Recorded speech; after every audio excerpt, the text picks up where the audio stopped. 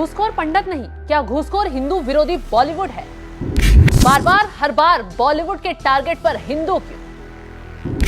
खुलासा हैरान और परेशान कर देगा।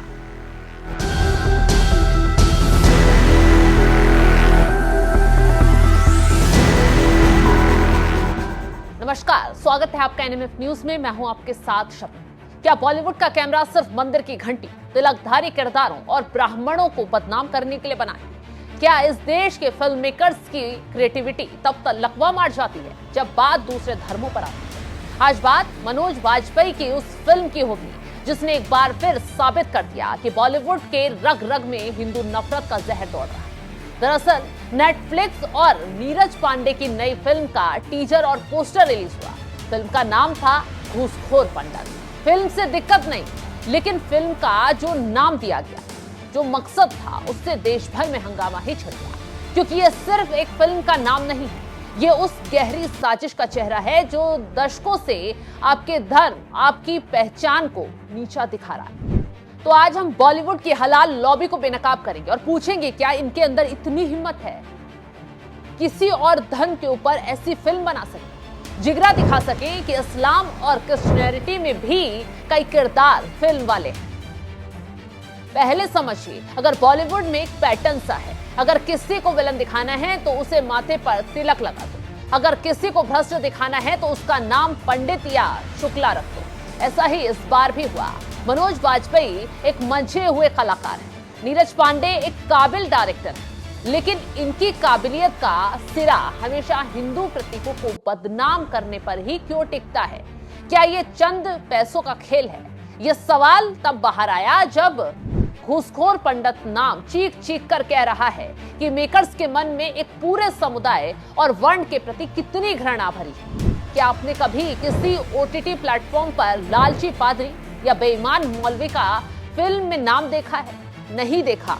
क्यों? क्योंकि वहां सेकुलरिज्म का कीड़ा काट लेता है। लेकिन हिंदू धर्म तो मानो सॉफ्ट टारगेट है भाई। बॉलीवुड का ये दोहरा चरित्र नया नहीं। आमिर खान की पीके याद है, जिसमें भगवान शिव का रूप धरे एक व्यक्ति को बाथरूम में दिखाया गया। सोचिए क्या दिखाने की कोशिश की जा रही है। करोड़ों हिंदुओं की आस्था का मजाक उड़ाया गया। लेकिन क्या यही आमिर खान किसी और धर्म की मान्यताओं पर एक सवाल भी खड़ा कर पाएंगे? जवाब है नहीं। फिर आई ओ माय गॉड, जहां मंदिरों और मूर्ति पूजा को धंधा बताया गया। सड़क 2 में तो एक साधु को अपराधी दिखाया गया। आश्रम वेब सीरीज ही देख लीजिए, हिंदू धर्मगुरुओं को विलन बनाया गया। लेकिन सवाल यही है कि क्या चर्च में होने वाले कन्वर्जन और मस्जिदों के कट्टरवाद पर फिल्म बनाने की हिम्मत सो कॉल्ड बुद्धिजीवियों में नहीं है? फिल्मों में जब भी कोई रहीम चाचा या पादरी किरदार में आता है तो वो हमेशा त्याग की मूर्ति, ईमानदार और खुदा का नेक बंदा दिखाया जाता है। क्यों भाई? क्या उस समाज में अपराध नहीं? क्या वहां बुराइयां नहीं? लेकिन नहीं, वहां कैमरा डर जाता है। बॉलीवुड जानता है कि हिंदू सहिष्णु हैं, वो विरोध करेगा तो कानून के दायरे में रहकर करेगा, इसलिए उन्हें दबाना आसान है। ये वही बॉलीवुड है जो केरल स्टोरी जैसी कड़वी सच्चाई को प्रोपेगेंडा बताने बैठ गया था। कुछ एक्टर्स तो भड़कते नजर आए, लेकिन खुद घूसखोर पंडित बनाकर हिंदुओं को नीचा दिखाने का एजेंडा चलता है। हम किसी धर्म को निशाना यहां नहीं बना रहे, हम किसी धर्म पर सवाल या उंगली भी नहीं उठा रहे, बल्कि हम उन बॉलीवुडियों के चेहरों को बेनकाब कर रहे हैं जिनके निशाने पर सिर्फ और सिर्फ हमेशा हिंदू ही क्यों रहते हैं। क्या ये सब एक सोची समझी लॉबी का काम नहीं तो क्या है, जो चाहती है कि आने वाली पीढ़ी अपने ही धर्म को नफरत और संदेह की नजरों से देखे और दूसरे के धर्मों की तरफ खिंची चली है?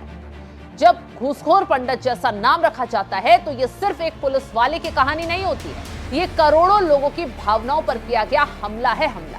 और यही वजह कि पूरे देश में इसको लेकर बवाल मचा हुआ है। बीजेपी नेता गौरव भाटिया समेत पूरे देश ने जब हुंकार भरी है, FIR दर्ज हुई है, तब जाकर नेटफ्लिक्स के हाथ पांव फूले। लेकिन सवाल वही खड़ा है कि ये हिम्मत आखिर कहां से आती है? क्या मोदी सरकार को इन OTT प्लेटफॉर्म्स को इतनी छूट देनी चाहिए कि वो अभिव्यक्ति की आजादी के नाम पर हजार देवी देवताओं और जातियों का अपमान करें?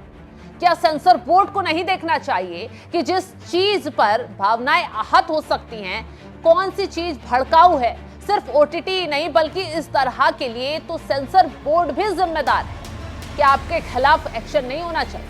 क्या पूछा नहीं जाना चाहिए कि किसके कहने पर आपने विवादित नाम वाली फिल्म को पास कर दिया, सर्टिफिकेट दे दिया? क्या यहाँ पर्दे के पीछे बॉलीवुड को कोई और चला रहा है? क्या यहाँ पर भी घूसखोरी का खेल चल रहा है? पर्दे के पीछे एक लॉबी बैठी हुई है जो फंड जारी करती है और ये कहती है कि इस चीज को टारगेट करो और फिल्में बनाओ। क्या ये खेल चल रहा है? खैर, नेटफ्लिक्स जैसे विदेशी प्लेटफॉर्म को लगता है कि वो भारत में रहकर भारत की ही संस्कृति को गाली देकर पैसे छाप ले। पर अब माहौल बदल चुका है जनाब। ये 2026 का भारत है जहां अब दर्शक जाग चुका है। अगर आप हमारे पंडितों को घूसखोर कहेंगे तो हम आपके कंटेंट को कचरा कहने में देर नहीं लगाएंगे। तो गौरव भाटिया के ट्वीट के बाद जिस तरीके से फिल्म का टीजर हटा दिया गया है, वो जीत है उन सनातनी युवाओं की जो अब अपने धर्म के खिलाफ एक शब्द नहीं सुनना चाहते। क्योंकि गौरव भाटिया ने भी ट्वीट कर साफ साफ कह दिया, केंद्र के त्वरित और प्रभावी निर्णय का हार्दिक अभिनंदन। घूसखोर पंडित जैसे अपमानजनक कंटेंट को न केवल प्लेटफॉर्म से हटवाया गया है बल्कि इस मामले में एफआईआर भी दर्ज करवाई गई है। यह स्पष्ट संदेश है कि सनातन धर्म का अपमान अब कतई बर्दाश्त नहीं किया जाएगा। व्यावसायिक लाभ के लिए किसी भी जाति या समुदाय को नीचा दिखाने वालों के खिलाफ हम सख्त से सख्त कदम उठाने के लिए प्रतिबद्ध हैं। सबका साथ, सबका विकास, सबका विश्वास ही हमारा आधार है। अब जब विवाद बढ़ गया, चारों तरफ से ये फिल्म टाइटल पर घिर गई, तो फिल्म की टीम सफाई क्या दे रही है?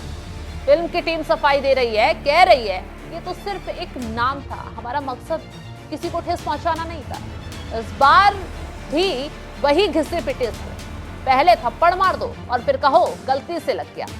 सवाल तो ये भी उठ रहा है कि क्या बॉलीवुड चंद पैसों के लिए किसी भी ट्रैक पर मुड़ जाता है, लेकिन क्या ये काफी है?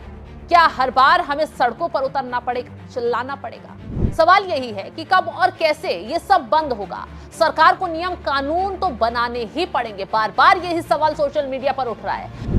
बॉलीवुड के इन आधुनिक गद्दारों को समझना होगा, ये देश अब जाग चुका है। घूसखोर पंडित को पर्दे पर दिखाने की कोशिश कर रही टीम का हश्र तो सिर्फ एक शुरुआत है। अगर हुंकार भर ली गई, अगर अब स्क्रिप्ट से हिंदू नफरत निकाली गई, तो बहुत जल्द ही पूरा बॉलीवुड इतिहास के पन्नों में दफन भी हो जाएगा। आपको क्या लगता है, क्या बॉलीवुड को सिर्फ हिंदुओं को टारगेट करने के लिए भारी जुर्माना मिलना चाहिए? क्या नेटफ्लिक्स पर पाबंदी लगनी चाहिए इस तरीके के कंटेंट दिखाने पर? क्या सेंसर बोर्ड पर नकेल कसी जानी चाहिए? अपनी राय हमें कमेंट बॉक्स में जरूर बताइएगा। और जो फिल्म के खिलाफ जो टीजर रिलीज हुआ घूसखोर पंडित के खिलाफ, और उस टीजर के खिलाफ एक्शन लिया गया, हटवा दिया गया, एफआईआर हुई है, उसको लेकर भी कमेंट बॉक्स में अपनी राय जरूर बताइएगा, कितना सही और कितना गलत।